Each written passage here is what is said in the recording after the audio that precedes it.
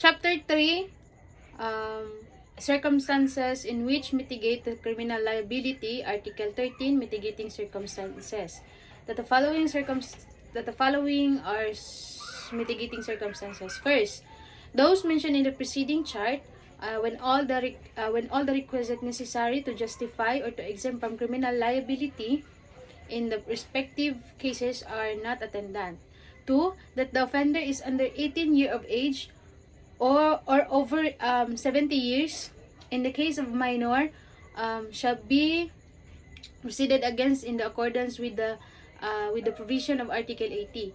3. That the offender had no intention to commit so grave a wrong as the committed. 4. That the sufficient provocation or threat on the part of the offended party immediately preceded the act.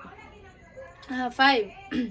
That the act was committed in the immediate vindication of a grave offense to the one committing felony or delito, his spouse, ascendants, or relative by affinity with the same degrees.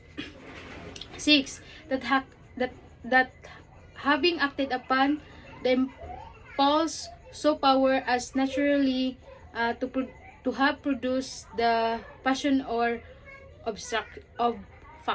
obfuscation. 7.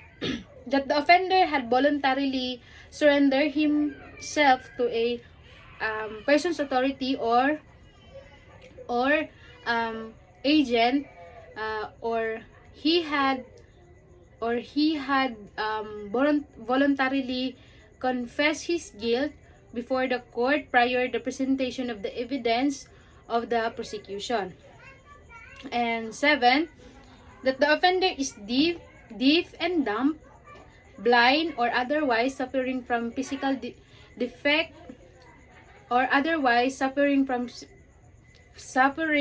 some physical defect which does restrict his means of actions, defense, or communication with fellow beings. And 9. Such illness of the offender as would diminish the exercise of the willpower of the offender, without however restrict him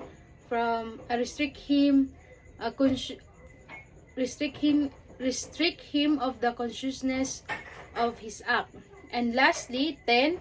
And finally, any other circumstances of a similar nature and analogous to those above mentioned, to